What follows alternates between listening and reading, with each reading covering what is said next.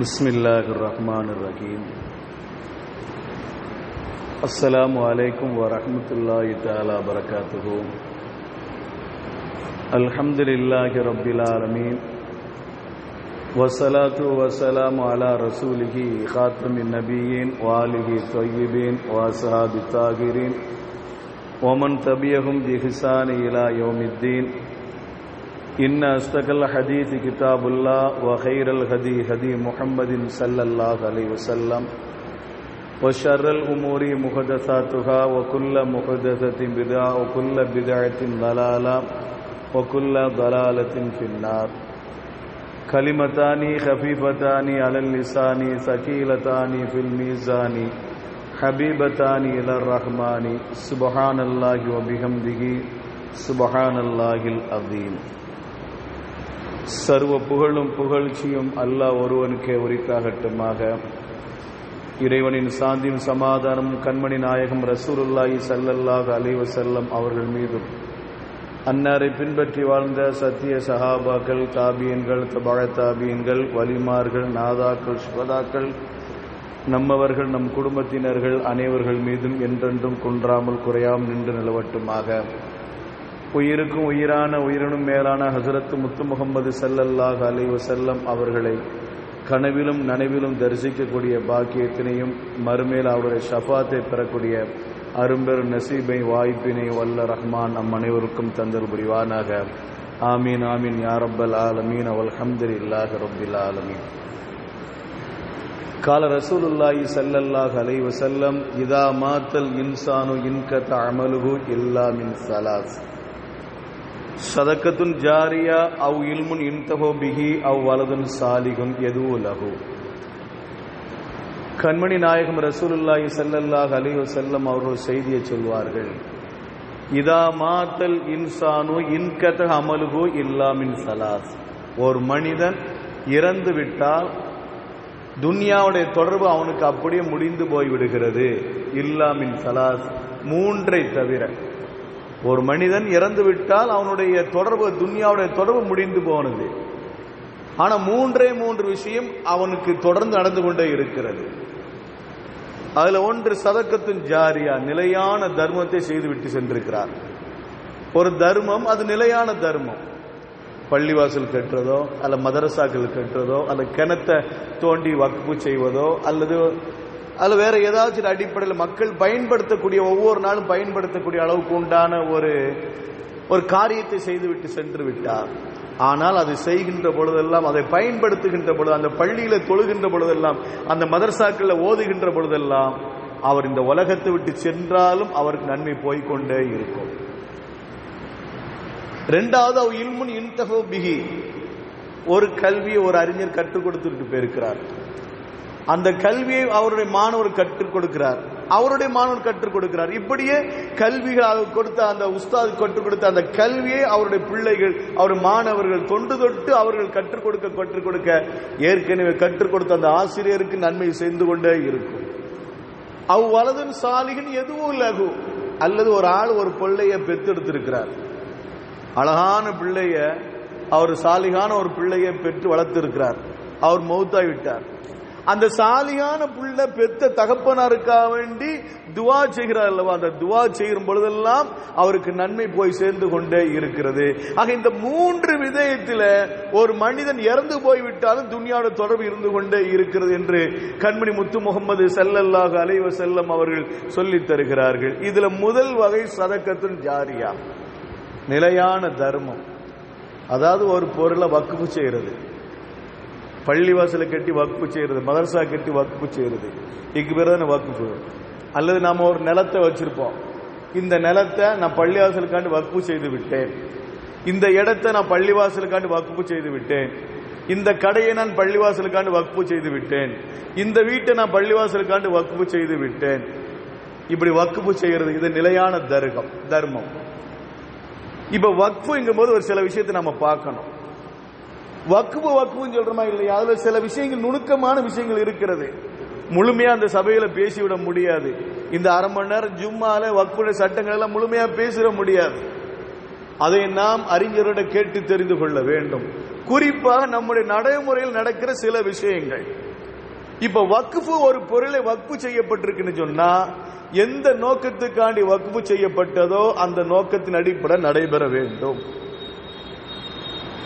இப்ப உதாரணத்துக்கு பள்ளிவாசலுடைய மின்சார செலவுக்கு மின் கட்டணத்துக்காக வேண்டி வக்ஃபு செய்திருப்பார்கள். இதுக்கு முன்னால நீங்க உங்களுடைய தகப்பனார் காலத்துல பார்த்தா தெரியும், என்ன வரின்னு போடுவாங்க.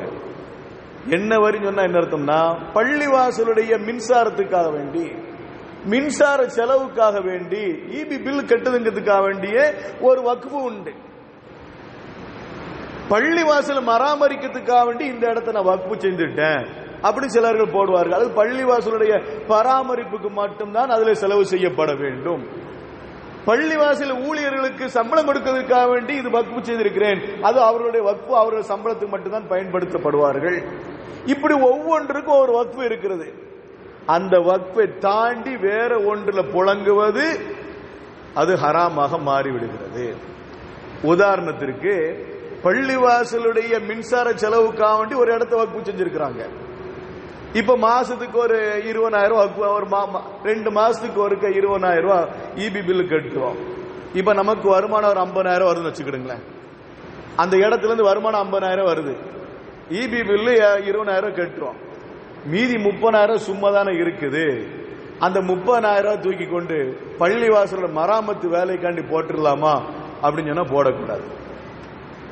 பள்ளிவாசலுடைய மராமத்து செலவுக்காண்டி போட்டுடலாமா அப்படின்னு சொன்னா போடக்கூடாது. பள்ளிவாசல் மராமத்துக்காக வேண்டி அதாவது சில பணிகளுக்காக வேண்டி சில வக்ஃபுகள் ஒதுக்கப்பட்டிருக்கும், சில கடைகள் ஒப்படைக்கப்பட்டிருக்கும், வக்ஃபு செய்யப்பட்டிருக்கும். அந்த கடையிலிருந்து வருமானம் ஒரு மாசத்துக்கு 50,000 வருது வச்சுக்கிடுங்களேன். நமக்கு மாசமா பள்ளிவாசல பராமரிச்சு கொண்டிருக்கிறோம், அல்ல அந்த பணம் எல்லாம் சேர்ந்து கொண்டே தானே இருக்கிறது. அந்த பணத்தை எடுத்து நாம் மின்சாரத்துக்கு பயன்படுத்துறது, ஊழியர்களுக்கு சம்பளம் கொடுக்கிறது, இப்படி பயன்படுத்தலாம் கேட்டா பயன்படுத்தக்கூடாது. இது வக்ஃபுடைய சட்டம். இன்னைக்கு அதிகமான இடங்கள்ல இத பொருட்படுத்துறது கிடையாது. எதை அதை கொண்டு இதுல போடுறது, இதை கொண்டு அதுல போடுறது. இன்னைக்கு பெரிய பெரிய நகரங்கள்ல நம்ம பள்ளிவாசலுக்கு என்ன வருமானம் வருது, அந்த பிரச்சனை நமக்கு கிடையாது. நாம ஒவ்வொரு நாளும் கொடுக்கறதானே, ஒவ்வொரு வாரமும் சந்தா, ஒவ்வொரு வாரமும் ஜும்மாவுடைய வசூலும், மாதமா நம்ம கொடுக்கிற அந்த சந்தாவும், இதை தாண்டி நமக்கு எந்த வருமானம் இல்லை. அதை தாண்டி வருமானம் நமக்கு தெரியாது. ஹைர் அல்ஹம்துலில்லாஹ். இப்ப பெரும் பெரும் நகரங்கள்ல இன்னைக்கு படுகின்ற அந்த வக்ஃபு சொத்து எப்படி செய்யப்படுகிறது, பயன்படுத்தப்படுகிறது சொன்னா அதுல உள்ள பணத்தை தூக்கி இதுல போடுறது, இதுல உள்ள பணத்தை தூக்கி அதுல போடுறது, இப்படி மாத்தி மாத்தி போட்டு பள்ளி வாசலுக்கு மின்சாரத்துக்கு இந்த பணத்தை போடு, இதுக்கு அதுல தூக்கி போடு, மராமத்துக்கு அந்த பணத்தை தூக்கி போடு, செலவுகளுக்கு அந்த பணத்தை தூக்கி போடு என்றெல்லாம் போட்டு வக்ஃபு சொத்துக்கள் எந்த அடிப்படையில் பயன்படுத்தப்பட வேண்டுமோ அந்த அடிப்படையில் பயன்படுத்தாமல் வேறு வேறு நிலையில பயன்படுத்தப்படுகிறது. இது ஹராமு, மார்க்க சட்டம் சொல்லும். அதே நேரத்தில் திருப்பி வாருங்களேன், இந்த பள்ளி வாசல்ல வருஷத்துக்கு ஒருக்கா என்ன செய்வாங்க, நோம்பு கஞ்சி வசூல் பண்ணுவாங்க. நோம்பு கஞ்சி வசூல் பண்ணுவாங்களா இல்லைங்களா? அப்ப எங்க தப்பு நடந்தா தப்பு தானே. அப்படி நோம்பு கஞ்சி வசூல் பண்ணும்போது கஞ்சிக்காக வேண்டி 400 ரூபா அல்ல 500 ரூபா அல்ல 1000 ரூபா அந்தந்த மகல்லால என்ன செய்யப்படுகிறது, நிர்ணயிக்கப்படுகிறது. இப்படி நிர்ணயிக்கப்பட்ட அந்த பணத்தை நம்ம கஞ்சியெல்லாம் காய்ச்சிய பிறகு அதுல ஒரு 3 லட்சம் 4 லட்சம் மிச்சம் இருந்துச்சுன்னா அந்த பணத்தை தூக்கி பள்ளிவாசல தூக்கி போடுறது தவறானது. அப்படி பள்ளிவாசலுக்கு போடுறது தவறானது. அப்ப என்ன செய்யணும், அப்ப நாம வாங்கும் போதே சொல்லிடணும். யாருகிட்ட? நம்ம மக்கள்கிட்ட சந்தா வாங்குற பொழுது, வரியை வாங்குற பொழுது, நோம்பு கஞ்சிக்கு வாங்குற பொழுது நம்ம உங்கள்கிட்ட இவ்வளவு தொகை வாங்குறோம், மீதி தொகை இருந்தா நாங்க பள்ளிவாசல போடட்டுமா அப்படி நம்ம அவங்க கேட்கணும். சம்பந்தப்பட்ட சரி பள்ளிவாசல மராமத்து செலவுக்காண்டி வச்சுக்கிடுங்க, பள்ளிவாசல் இந்த தேவைக்காண்டி நீங்க வச்சுக்கிடுங்க அப்படின்னு அவங்க ஒப்புதல் கொடுத்தால் நாம என்ன செய்யலாம், அதை பள்ளிவாசலுக்கு பயன்படுத்திக் கொள்ளலாம். கேட்கணும், அது சம்பந்தப்பட்டவர்கிட்ட கேட்கணும், வாங்கும் போது அவங்கள்ட்ட கேட்கணும். சில பள்ளிவாசல போட்டுருவாங்க, மீதி பணத்தை பள்ளிவாசல இணைக்கப்படும், மீதி பணத்தை பள்ளிவாசல்ல இணைக்கப்படும். அவங்கள்ட்ட கேட்கறது கிடையாது, அவங்கள்ட்ட ஒன்னும் சொல்றது கிடையாது. நாம பயன்படுத்தி கொண்டு இருக்கிறோம். இப்ப பயன்படுத்தினா இது தவறானது. நம்ம எல்லாம் இணைச்சிருக்கோமா, எழுதிருக்கிறோமே, மீதி பணத்தை நம்ம பள்ளிவாசல் இணைச்சிருவோம் அப்படின்னு சொல்லி அதை எழுதிருக்கிறோமே என்று பதில் சொல்லக்கூடாது. அது பதில் சொல்லக்கூடிய உரிமை நமக்கு இல்லை. இது சட்டம், இது சொல்லுது. நாம எதற்காண்டி வாங்கணுமோ அதற்காண்டி தான் பயன்படுத்த வேண்டும். மீதி பணம் இருக்கும் என்று சொன்னால் நாம அந்த மகல்லா வச்சுட்டு ஒப்படைக்க வேண்டும். இது உங்கள்கிட்ட இவ்வளவு பணம் வாங்கி இருக்கிறோம், இவ்வளவு பணம் மிச்சம் இருக்குது, இது நாங்க பள்ளிவாசல இணைச்சிக்கலாமா அப்படின்னு சொல்லி அவங்கள்ட்ட கேட்க வேண்டும். இல்லை என்று சொன்னால் எந்த நோக்கத்துக்காண்டி வாங்கப்பட்டதோ அந்த நோக்கத்தை தாண்டி வேறு விதத்தில் பயன்படுத்துகிற பொழுது அவர் தவறானதாக மாறிவிடும். இது வக்ஃபுடைய சட்டம் நுணுக்கமா இருக்கிறது.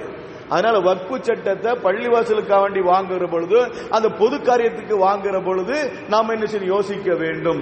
நம்ம பள்ளிவாசலை பொறுத்தளவு நாம கொடுத்தா தானே, நம்ம பள்ளிவாசலுக்கு நாம கொடுத்தா தானே வேற எதுவுமே நமக்கு என்ன வருமானம் வருகிறது. நாம ஒவ்வொரு வாரமும் நம்ம கொடுக்கிற மூலமா தான் பள்ளிவாசல் செய்யறோம். அல்லாஹ்வின் கிருபையினால் எந்த ஒரு பிரச்சனையும் நடந்து கொண்டிருக்கிறது.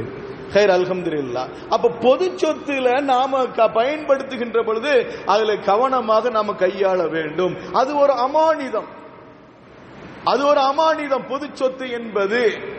இப்போ ஒரு மனிதர் ஒரு சொத்து அல்லாஹ்வுக்காக வேண்டி தர்மம் பண்ணிட்டாரு, வக்ஃபு செஞ்சுட்டாரு. நான் இந்த வீட்டை நான் அல்லாஹ்வுக்காண்டி வக்ஃபு செய்யறேன், நான் இந்த இடத்தை அல்லாஹ்வுக்காண்டி வக்ஃபு செய்யறேன், நான் இந்த கடை அல்லாஹ்வுக்காண்டி வக்ஃபு செய்யறேன் அப்படின்னு சொல்லி வக்ஃபு செஞ்சுட்டாரு. இதுல அவருடைய பிள்ளைகள் உரிமை கொண்டாடலாமா? இதுல அவருடைய பிள்ளைகள் உரிமை கொண்டாடலாமா? அல்ல அந்த பிள்ளைகள் அதனுடைய அதிகாரத்துக்கு வரலாமா அப்படின்னு கேட்டா ஷரியத் ரெண்டு விஷயத்தை சொல்லும். ஒன்னு, அதுல உரிமை கொள்வதற்கு அவர்களுக்கு உரிமை கிடையாது. பிள்ளைகள் அந்த சொத்துல உரிமை கொள்வதற்கு அவர்களுக்கு என்ன உரிமை கிடையாது. ஆனால் அது ஒரு நிர்வாக கமிட்டியாக இருந்து அந்த நிர்வாக கமிட்டியில அந்த பிள்ளைகள் வரலாமான்னு கேட்டா வரலாம். அந்த பொது சொத்தை வக்ஃபு செஞ்சுட்டாரு, தகப்பனார் வக்ஃபு செஞ்சுட்டாரு. வக்ஃபு செஞ்ச அந்த சொத்தை பிள்ளைகள் நாங்கள் நீங்க நிர்வாக கமிட்டி அமைக்கிறீங்க, அதுல நாங்கள் ஒரு ஆளாக இருப்போம் என்று சொன்னால் தாராளமாக அவரை இணைத்துக் கொள்ளலாம். நிர்வாகத்தில் ஒருவராக அதில் நிர்ணயித்து நம்ம இணைச்சுக் கொள்ளலாம். ஆனா அதுல உரிமை கொண்டாட முடியாது. இது என்னுடைய தகப்பனார் எங்களுக்காண்டி இந்த வக்ஃபு செஞ்ச சொத்து, இதுல வருகின்ற வருமானத்தில் எங்களுக்கும் பங்கு இருக்கு என்று அவர்களால் உரிமை கொள்ள முடியாது. கண்மணி முத்து முகமது ஸல்லல்லாஹு அலைஹி வஸல்லம் அவர்கள் அவருடைய சொத்துக்கள் அனைத்துமே அல்லாஹ்வுடைய பாதையில வக்ஃபு செய்யப்பட்டது. வாரிசுகள் எங்களுக்கு இடம் இல்லை. கண்மணி நாயகம் முத்து முகமது ஸல்லல்லாஹு அலைஹி சொத்து முழுவதும் அல்லாஹ்வுடைய பாதையில் அர்ப்பணம் செய்யப்பட்டது, வக்ஃபு செய்யப்பட்டது. ரசூலுல்லாஹி ஸல்லல்லாஹு அலைஹி வஸல்லம் மௌத்துக்கு பிறகு அபூபக்கர் நாயகம் ரலியல்லாஹு தஆலா அன்ஹு அவங்கள்ட்ட வந்து கேட்கிறாங்க. அவங்கள்ட்ட வந்து ஃபாத்திமா ரலியல்லாஹு தஆலா அன்ஹா அவர்கள் கேட்கிறாங்க. வறுமையில வாடியவர்கள், வறுமையில் வாடிக்கொண்டிருக்கிறார்கள். 2400 கோடி சொத்துக்களை அவருடைய தாயார் அவர்கள் இந்த உம்மத்துக்காக அர்ப்பணம் செய்துவிட்ட அந்த கதீஜா ரலியல்லாஹு தஆலா அன்ஹா அவருடைய அருமை மகளார் ஃபாத்திமா ரலியல்லாஹு தஆலா அன்ஹா அவர்கள் 3 நாள் பசியோடு இருந்து அவன் எஞ்சி நிக்க கூட முடியாத நிலையில அப்படி உட்கார்ந்த நிலையில இருக்கிறார்கள். உட்கார்ந்தாலும் மயக்க வருகிறது, சாப்பிடாமல் மறுபடியும் படுக்கிறார்கள். இந்த நிலையில தான் ஹஜ்ரத் அபூபக்கர் நாயகம் ரலியல்லாஹு தஆலா அன்ஹு அவர்கள் வந்து கேட்கிறாங்க, எங்க தகப்பனார் விட்டு சென்ற அந்த சொத்தில் இருந்து எங்களுக்கு ஏதாவது கொடுங்களேன், எங்களுக்கு ஏதாவது கொடுங்களேன், ரொம்ப வறுமையில் வாடிக்கொண்டு இருக்கின்றோம். ஹஜ்ரத் அபூபக்கர் நாயகம் ரலியல்லாஹு தஆலா அன்ஹு சொன்னார்கள், உங்களுடைய தகப்பனார் விட்டு சென்ற அத்தனையும் பொது சொத்தாக மாறிவிடுகிறது. வாரிசுகளுக்கு அங்க இடம் இல்லை, வாரிசுகளுக்கு உரிமை இல்லை, ஆனா உங்களுக்கு தர முடியாது. மீண்டும் கேட்கிறார்கள், நாங்க ரொம்ப வறுமையில இருக்கிறோம், நாங்க ரொம்ப வறுமையில இருக்க, எங்களுக்கு ஏதாவது என் தகப்பனை விட்டு சென்ற சொத்திலிருந்து ஏதாவது கொடுங்க. இல்ல, அது உங்களுக்கு கிடையாது, அதெல்லாம் பொது சொத்தாக மாறிவிட உங்களுக்கு அதுல உரிமை கிடையாது என்கிறார்கள். நான் யார் தெரியுமா? கண்மணி முத்து முகமது ஸல்லல்லாஹு அலைஹி வஸல்லம் அவர் சொன்னார்களே, ஃபாத்திமா பிதஅத்து மின்னி, ஃபாத்திமா என்னுடைய ஈரக்கொலை துண்டு, ஃபாத்திமா என்னுடைய ஈரக்கொலை துண்டு. இந்த ஃபாத்திமாவை யார் சந்தோஷப்படுகிறாரோ அவர் என்னை சந்தோஷப்படுத்தி விட்டார், இந்த ஃபாத்திமாவை யார் கோபப்படுத்துகிறாரோ அவர் என்னை கோபப்படுத்தி விட்டார் என்று கண்மணி முத்து முகமது ஸல்லல்லாஹு அலைஹி வஸல்லம் அவர் சொல்லி இருக்கிறார்கள். அந்த ஃபாத்திமா நான் கேட்கிறேன், என்னை தகப்பனார் விட்டு சென்ற சொத்திலிருந்து எங்களுக்கு கொடுங்கள் என்று கேட்ட பொழுது, நீங்க என்ன சொன்னாலும் சரி, உங்கள் தகப்பனார் விட்டு சென்ற அத்தனையும் வக்ஃபு சொத்தா மாறிவிடுகிறது, வாரிசுகளுக்கு இடமில்லை, தர முடியாது. இதனால 2 பேருக்கு மனஸ்தாபனம் ஏற்பட்டு கடைசி ஃபாத்திமா ரலியல்லாஹு தஆலா அன்ஹா அவர்கள் மரணம் வருகின்ற வரை அபூபக்கர் நாயகம் ரலியல்லாஹு தஆலா அவரோட பேச்சுவார்த்தை இல்லாமல் இருந்தார்கள் என்பது கூட வரலாறு சொல்லும். அப்ப என்ன சொன்னா, வக்ஃபு சொத்துகளுக்கு வாரிசுகளுக்கு உரிமை கிடையாது. வக்ஃபு சொத்துகள் வாரிசுகள் கையாண்டு செய்ய முடியாது, அதுல உரிமை கொள்ளாட முடியாது. ஆனா நிர்வாகத்தில் இருந்து கொள்ளலாம். வக்ஃபு சொத்து என்பது ஒரு அமானிதம். அப்படித்தானே? வக்ஃபு சொத்து ஒரு அமானிதம். அந்த அமானிதத்தை நாம் பேணி பாதுகாக்க வேண்டும். அதான் சொல்லுவாங்களா இல்லையா, வக்ஃபு சொத்தை நிர்வகிப்பது என்பது முள்படுக்கையில் படுப்பதை போல. வக்ஃபு சொத்தை நிர்வகிப்பது முள்படுக்கையில் படுக்கிறது போல இன்னைக்கு நாம நினைச்சுக்கிட்டு இருக்கிறோம்.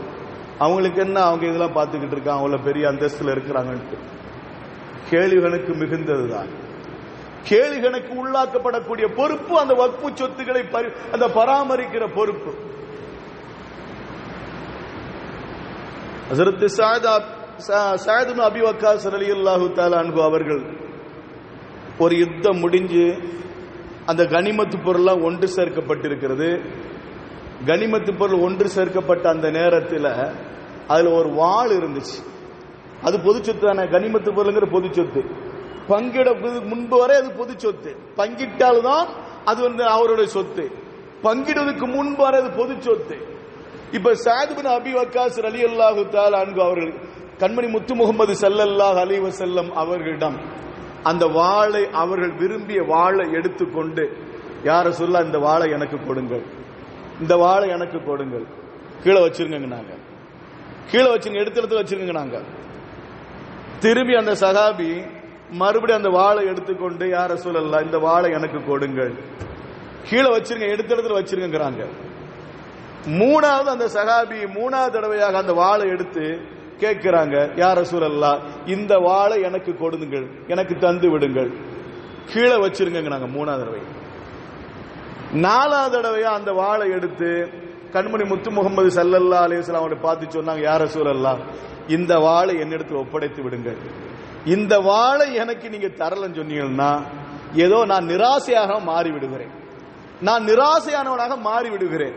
அதனால எனக்கு நீங்க அதை தந்தீர்கள் என்று சொன்னால் என் மனசு சந்தோஷப்படும். அதனால அந்த வாளை எனக்கு தாருங்கள் என்று கேட்டார்கள். கீழே வச்சிருங்க சொன்னாங்க. நாலாவது தடவையாக ரசூலுல்லாஹி ஸல்லல்லாஹு அலைஹி வஸல்லம் கீழே வச்சிருங்க சொன்னாங்க. இப்போ அல்லாஹ் தஆலா ஆயத்தை இறக்குறான், யஸ்அலூனக அனில் அன்ஃபால்.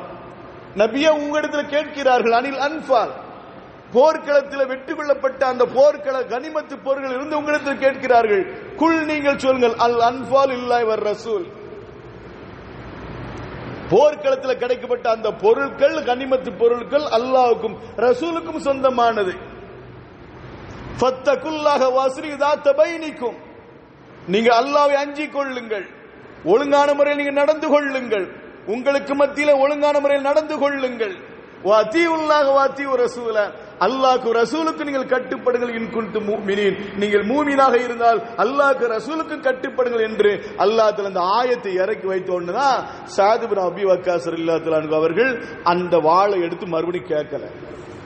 இந்த ஆயத்தை இறக்கிற வரை அந்த சஹாபி மீண்டும் மீண்டும் கேட்கிறார்கள். பொது சொத்தில் இருந்து ஒரு பொருளை எனக்கு தாருங்கள் என்று சொல்வதற்கு யாருக்கு உரிமை கிடையாது, அதை கொடு என்பதற்கு சொல்வதற்கும் யாருக்கு உரிமை கிடையாது. அது பொது சொத்தில் பொது சொத்து தான், அது வக்ஃபு சொத்து. இன்னைக்கு இந்த வக்ஃபு சொத்து எந்த நிலையில இருக்குங்களா?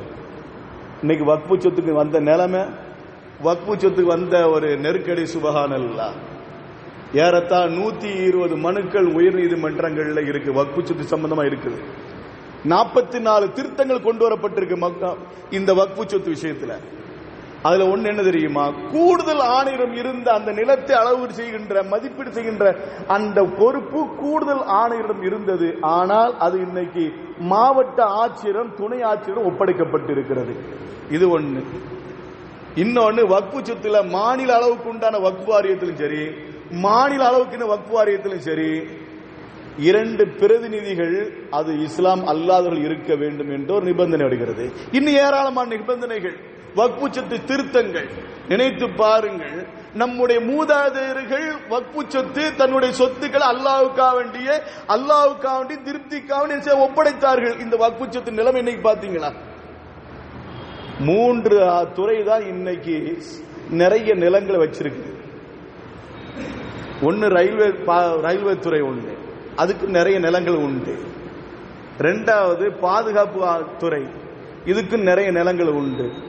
3வது அந்தஸ்துல வரக்கூடிய வக்ஃபு வாரியங்கள், வக்ஃபு வாரியத்தில் அதிகமான சொத்துக்கள், அதிகமான நிலங்கள் இருக்கிறது. இந்த 3 தான் இந்தியா முழுவதும் நிறைய நிலங்களை உள்ளடக்கிய ஒரு துறை. அதுல இன்னைக்கு வக்ஃபு வாரியத்துக்கு வைக்கப்பட்டிருக்கிறது மிகப்பெரிய ஒரு ஆப்பு. மிகப்பெரிய ஒரு சங்கடங்கள் வக்ஃப் வாரியத்தில் வைக்கப்பட்டிருக்கிறது. நிறைய மக்களுடைய எதிர்ப்பு குரல் பார்லிமெண்ட்ல கூட, நாடாளுமன்றத்தில் கூட எதிர்கட்சிகள் என்ன செய்தார்கள், எதிர்ப்பு தெரிவித்தார். இன்னைக்கு ஒத்தி வைக்கப்பட்டிருக்கிற ஒரு பக்கம் இருந்தாலும் இன்னைக்கு வக்ஃப் சட்டத்தை திருத்துவதற்காக முன் வந்து விட்டார்கள். நினைத்து பாருங்கள், வக்ஃப் சட்டத்தில் கை வைக்கிறதுக்கு யாருக்கு உரிமை இருக்குது? வக்ஃப் சட்டத்தில் கை வைக்கிறதுக்கு யாருக்கு உரிமை இருக்கிறது? யாருக்கு உரிமை கிடையாது. அது ஒரு பொது சொத்து. எந்த நோக்கத்துக்காண்டி வக்ஃப் செய்யப்பட்டதோ, எந்த நோக்கத்துக்காண்டி அல்லாஹ்வுக்காண்டி ரசூலுக்காண்டி வக்ஃப் செய்யப்பட்டதோ அந்த நோக்கம் தவிர வேற எதையும் பயன்படுத்துவதற்கு அவருக்கு உரிமை கிடையாது. பொது சொத்துல கை வைக்கிறவங்க யாரா நிம்மதியா இருந்துட முடியுமா? பொது சொத்துல கை வைக்கிற யாரா நிம்மதியா இருக்க முடியுமா? ஒரு காலம் நிம்மதியா இருக்க முடியாது. இன்னைக்கு அந்த பொது சொத்துல கை வைக்கிறாங்க. ஒரு வரலாற்று நிகழ்வு உங்களுக்கு நான் சுட்டிக்காட்ட விரும்புகிறேன். ஒரு யுத்தம் முடிந்து அந்த யுத்தத்தில் ஷஹீதாக்கப்பட்ட நிறைய பேர்கள், நிறைய சஹாபிகள் ஷஹீதாக்கப்பட்டிருக்கிறார்கள். அப்ப ஷஹீதாக்கப்பட்ட ஜனாசாவை பார்த்து சஹாபிகள் கூறினார்கள், இந்த சுஹதாக்களுக்கெல்லாம் நல்வாழ்த்துக்கள் உண்டாகட்டுமாக, கனியன் லஹு பில் ஜன்னா, இவர்களுக்கு அல்லாஹ் தஆலா சொர்க்கத்தை கொண்டு நல்வாழ்த்து கூறுவானாக என்றெல்லாம் சஹாபாக்கள் சொல்கின்ற பொழுது ஒரு ஜனாசா பார்த்து சொன்னார்கள். அந்த ஜனாசா எப்படிப்பட்ட ஜனாசா என்று சொன்னால், அந்த யுத்தத்துக்கான ரசூல் ஸல்லல்லாஹு அலைஹி வஸல்லம் வந்திருந்தார்கள். அவருடைய ஒட்டகத்தை ஓட்டி வந்த ஒரு சஹாபி, அந்த ரசூலுடைய ஒட்டகத்தின் மூக்கனாங்கயிரை பிடித்து வந்த சஹாபி, அந்த சஹாபியோட நெஞ்சில பாய்ந்தது அந்த ஒரு அம்பு. ரசூலை நோக்கி வந்த அந்த அம்பு அந்த சஹாபியோட நெஞ்சில பாய்ந்து அந்த சஹாபியும் ஷஹீதாகிறார்கள்.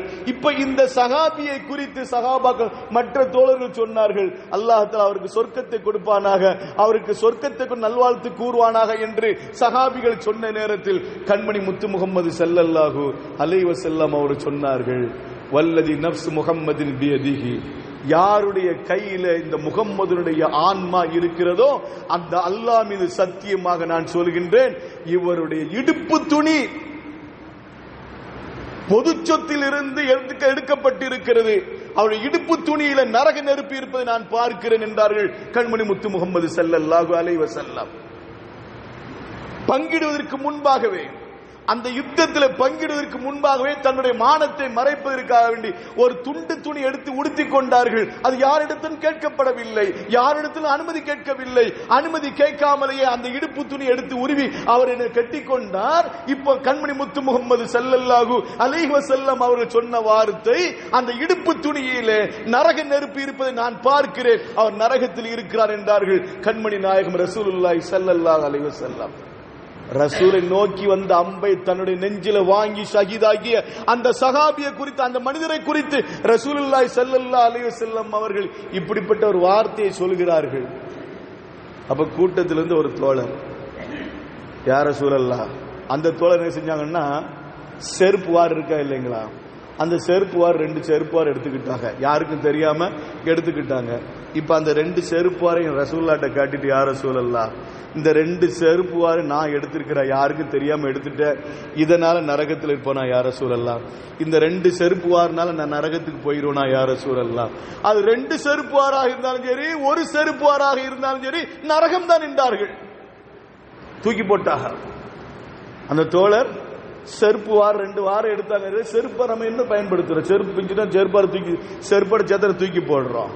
அந்த வாரனா நமக்கு என்ன வந்துட போகுது? இருந்தாலும் அது பொது சொத்து, இருந்தாலும் பொது சொத்து, நானும் நீனும் பங்கு இருக்கிறதுக்கு அதுக்கு ஒரு, அது நம்முடைய சொத்து அல்ல, அது பொது சொத்து.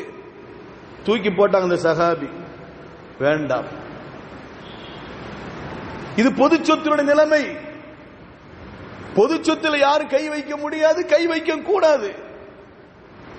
கண்மணி நாயகம் ரசூலுல்லாஹி ஸல்லல்லாஹு அலைஹி வஸல்லம் அவர்களுக்கு அல்லாஹ் தஆலா நிறைய பாக்கியத்தை கொடுத்திருந்தான், நிறைய அதிகாரத்தை கொடுத்திருந்தான். ரசூலுல்லாஹி ஸல்லல்லாஹு அலைஹி வஸல்லம் என்ன சொன்னார் அதான் சட்டம். கண்மணி முத்து முகமது ஸல்லல்லாஹு அலைஹி வஸல்லம் அவர்கள் என்ன சொன்னார்களோ அதுதான் சட்டம். அந்த சட்டத்தை தாண்டி எதுவும் பேசிட முடியாது. ஒரு மனிதர் தொழுது கொண்டிருந்தார்கள், ஒரு தோழர் தொழுது கொண்டிருந்தார்கள். கண்மணி முத்து முகமது ஸல்லல்லாஹு அலைஹி வஸல்லம் அவர்கள் அழைத்தார்கள். அந்த தோழர் தொழுது கொண்டிருக்கின்ற அந்த தோழரை அழைத்தார்கள், இங்க வாங்கன்னு சொன்னாங்க. அந்த சஹாபி எப்படி போவாங்க? தொழுவீட்டுல இருக்கிறாங்க, தொழுவீட்டுக்கு யாரை கூப்பிட்டா நம்ம போகலாமா? போகக்கூடாது தானே. தொழுகை விட முக்கியம் வேற எதுவும் கிடையாது. ரசூலுல்லாஹ்க்கு தெரியாத சஹாபி தொழுகிட்டு இருக்காங்கன்ட்டு, அந்த தொழுகிட்டு போய் ரசூலுல்லாஹ்க்கு தெரியாதா? தெரியத்தானே செய்யும். இருந்தாலும் கூப்பிட்டாங்க. அந்த தோழர் தொழுது முடிச்சோன்னு ரசூலுல்லாஹ் கடைசியா வந்தாங்க. என்ன யா ரசூலுல்லாஹ் கூப்பிட்டீங்களா? நான் உங்களுக்கு கூப்பிட்டது எப்போ? நீங்க இப்போ வந்திருக்கிறீங்க. நான் உங்களை கூப்பிட்டது எப்போ கூப்பிட்டேன்? நீங்க இப்போ வந்திருக்கிறீங்களா? இல்ல யா ரசூலுல்லாஹ் தொழுது கொண்டிருந்தா அதனால வரல. யா அய்யுஹல்லதீன ஆமனு ஸ்தஜீபு லில்லாஹி வலி ரசூலி இதா தஆக்கும். அல்லாஹ் குர்ஆனை சொன்ன நீங்க ஓதலையா? அல்லாஹ் குர்ஆனை சொன்ன நீங்க படிக்கலையா? அல்லாஹ்வுடைய தூதரும் அழைத்தால் நீங்க அந்த அழைப்புக்கு பதில் சொல்லுங்கள். அல்லாஹ் ரசூலும் அழைத்தால் அந்த அழைப்புக்கு பதில் சொல்லுங்கள் என்று அல்லாஹ் தஆலா சொல்லியிருக்கிறானே. நீங்க தொழுகை விட்டுப்பட்டு வந்திருக்கணுமா இல்லைங்களா என்று ரசூலுல்லாஹி ஸல்லல்லாஹு அலைஹி வஸல்லம் கேட்டாங்க. அப்ப ரசூலுல்லாஹ் எதை செய்தார்? சட்டம். ஆனால் இந்த பொது சொத்து விஷயத்தில் அல்லாஹ்வுடைய தூதர் ஹஜ்ரத் முத்து முகமது ஸல்லல்லாஹு அலைஹி வஸல்லம் அவர்கள் பயன்படுத்த கூட முடியாது. மா கான நபியனா யகுல் வமா கான நபியனா யகுல் அவுது பில்லாஹி மினஷ் ஷைத்தானிர் ரஜீம். அல்லாஹ் தஆலா குர்ஆன்ல ஒரு வசனத்தை சொல்லுவான். எந்த நபிக்கும் பொது சொத்துல மோசடி செய்வது கூடாது. வமை யகுல் யதி பிமா கல்ல யௌமல் கியாமா. யார் மோசடி செய்கிறாரோ மோசடி செய்கின்ற பொருளோடு மறுமை நாள் அவர் கொண்டு வரப்படுவார் என்கிறான் அல்லாஹ் ரப்புல் ஆலமீன். அப்ப எந்த நபிக்கு அந்த சட்டம் கிடையாது, ரசூலுக்கும் கிடையாது. தொழுது கொண்டிருக்கிற பொழுது அழைத்தால் அந்த அழைப்புக்கு பதில் சொல்ல வேண்டும் என்று சட்டம் சொல்கின்ற ரசூல், அந்த ரசூலுக்கு கூட பொது சொத்துல கை வைப்பதற்கு உரிமை கிடையாது. இப்ப நாமெல்லாம் எம்மாத்திரம் நினைச்சு பாருங்க. இன்னைக்கு இந்த வக்ஃபு சொத்துக்கு இவ்வளவு சட்டங்கள் வருகிறத, இந்த வக்ஃபு சொத்துக்கு இவ்வளவு சட்டங்கள் வருகிறத நினைத்து பார்க்க வேண்டும். கையை கட்டி வாயை கட்டி நம்முடைய மூதாதைகள் சம்பாதித்த அந்த பொருளை, ஒழுங்கான சாப்பாடு இல்ல, ஒழுங்கான டிரெஸ் இல்ல, அத்தனையும் அவர்களுக்கு தியாகம் செஞ்சு அந்த ஒரு இடத்தை வாங்கினார்கள், ஒரு வீட்டை வாங்கினார்கள், ஒரு கடையை வாங்கினார்கள். கடை அவ்வளவு சிரமத்தில் கடையை வாங்கிட்டு வெளிநாட்டுல போய் சம்பாதிச்சாங்க. பொண்டாட்டி பிள்ளைகளை விட்டு போட்டு வெளிநாட்டுல போய் சம்பாதிச்சாங்க. சம்பாதிச்சு அந்த சம்பாத்தியத்தில் வருகின்ற ஒரு மனையோ ஒரு கடையோ ஒரு வீட்டையோ அல்லாஹ்வுடைய பாதையில் இப்படி தியாகம் செய்தார்கள், வக்ஃபு செய்தார்கள். இன்னைக்கு அந்த வக்ஃபுடைய சொத்து வேற யார் கைக்கு போகிறது? நினைத்து பாருங்க. வக்ஃபு சொத்தை அல்லாஹ்ட நம்ம மறுமை நாள்ல பதில் சொல்லணும். வக்ஃபு சொத்தை நம்ம எப்படினாலும் பயன்படுத்திக்கலாம் என்று முடியாது. மறுமை நாள்ல பதில் சொல்லணும் என்பதை நினைத்து நினைத்து எத்தனை நிர்வாக பெருமக்கள் பள்ளிவாசலுக்கு தேவைப்படக்கூடிய காரியத்தை கூட தள்ளி வச்சிருந்தாங்க. தள்ளி வச்சிருக்கிறாங்களா இல்லைங்களா? நம்ம இப்ப செஞ்சிட்டோம், மறுமை நாள் அல்லாஹ் தஆலா கேள்வி கேட்டா நான் என்ன பதில் சொல்றது? அதனால கொஞ்சம் தள்ளுவோமே, நம்ம அநியாயமா செலவழிக்க கூடாது, அநியாயமா என்ன செய்யக்கூடாது, செஞ்சிடக்கூடாது. இப்படி எல்லாம் நம்முடைய தேவைகள், பள்ளிவாசலுடைய தேவைகள் எல்லாம் ஒத்தி வைத்து பாதுகாக்கப்பட்ட இந்த சட்டங்கள், பாதுகாக்கப்பட்ட இந்த பொருட்கள், வக்ஃபு சொத்துகள் இன்னைக்கு யாரோட கையில போய்கிட்டு இருக்கு? நினைச்சு பாருங்களேன். அல்லாஹ் மன்னிக்க வேண்டும், அல்லாஹ் மன்னிக்க வேண்டும். அருமையான வக்ஃபு சொத்துல யாரும் கை வைக்க முடியாது. ஒரு சஹாபி சொல்வார்கள், ஹுனைன் யுத்தம், அந்த ஹுனைன் யுத்தத்தில் நான் ஒரு மனிதனை சந்தித்தேன், ஒரு எதிரியை சந்தித்தேன். அவன் என்னை சந்தித்தான், அவனை நான் தாக்கினேன், என்னை அவன் தாக்கினான். கடைசியா என்னுடைய மேலே உட்கார்ந்து கொண்டு என்னை வெட்ட வருகிற நேரத்தில் அவனை நான் வெட்டினேன். அவன் அப்படியே சாய்ந்து விழுந்தான். சாய்ந்து விழுந்தோட நான் வந்தேன். ஹஜ்ரத் உமர் பின் கத்தாப் ரலியல்லாஹு தஆலா அன்ஹு அவர்கள் பக்கத்தில் வந்தேன். அதற்கு பிறகு அந்த யுத்தம் முடிந்தது. இப்ப கண்மணி முத்து முகமது ஸல்லல்லாஹு அலைஹி வஸல்லம் அவர் ஒரு செய்தியை சொல்கிறார்கள்.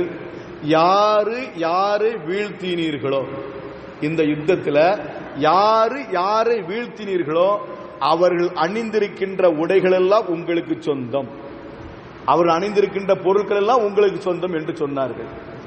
அப்போ ஒரு சஹாபி எழுந்து சொன்னார்கள், இந்த ஹதீஸ் அறிவிக்கக்கூடிய அபூ கத்தாதா ரலியல்லாஹு தஆலா அன்ஹு அவர்கள் எழுந்து சொன்னார்கள், யா ரசூலல்லாஹ், இந்த மனிதனை நான் கொலை செய்தேன், எனக்கு யாராவது சாட்சி இருக்கிறீர்களா?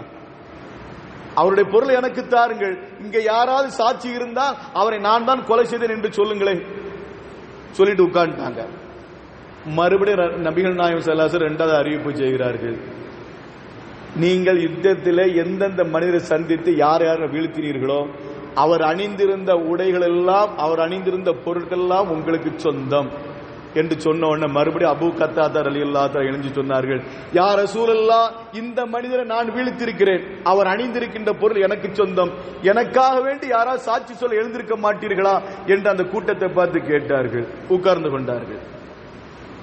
மறுபடியும் கண்மணி முத்து முகமது ஸல்லல்லாஹு அலைஹி வஸல்லம் அவர் அறிவிப்பு செய்கிறார்கள், நீங்கள் யார் யார் யுத்தத்தில் சந்தித்தீர்களோ, யார் யார் வீழ்த்தினீர்களோ அவருடைய பொருட்கள் எல்லாம் உங்களுக்கு சொந்தம் என்று சொன்ன உடனே மூன்றாம் முறையாக அபூ கத்தாதா ரலியல்லாஹு தஆலா அன்ஹு அவர்கள் எழுந்து நின்று, யா ரசூலல்லாஹ், இந்த மனிதர் நான் வீழ்த்தினேன், அவர் அணிந்திருக்கின்ற பொருள் எனக்கு சொந்தம்தான், எனக்காண்டி யாராவது சாட்சி சொல்ல எழுந்திருக்க மாட்டீர்களா என்று கேட்ட பொழுது கண்மணி முத்து முகமது ஸல்லல்லாஹு அலைஹி வஸல்லம் கேட்டார்கள், அபூ கத்தாதா, உனக்கு என்னதான் வேணும்?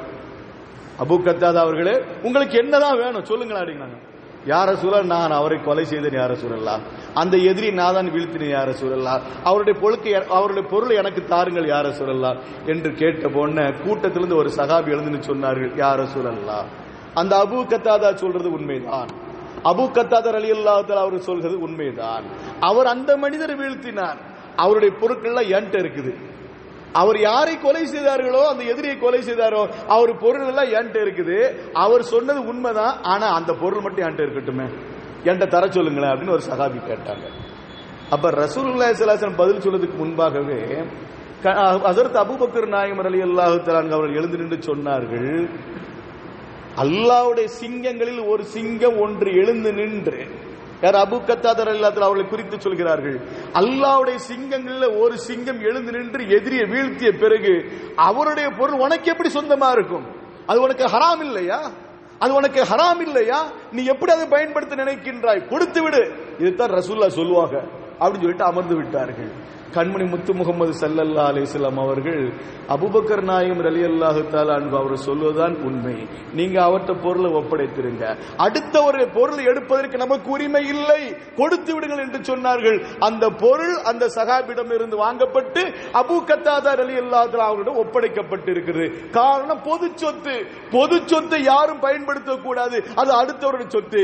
வக்ஃபு சொத்துகள், வக்ஃபு செய்யப்பட்ட அந்த சொத்துக்கள் அது யாருக்கு பயன்படுத்தப்பட வேண்டும், எந்த நிலைக்கு பயன்படுத்த வேண்டும்? ஒரு பள்ளிவாசலாக இருந்தாலும் சரி, பள்ளிவாசல் எதுக்காண்டி வக்ஃபு செய்யப்பட்டார்கள், அதுக்குத்தான் பயன்படுத்த வேண்டும். பள்ளிவாசலுக்காக வேண்டி மதரசாவுக்கு வக்ஃபு செய்யப்பட்டது, மதரசாவுக்குத்தான் அது பயன்படுத்த வேண்டும்.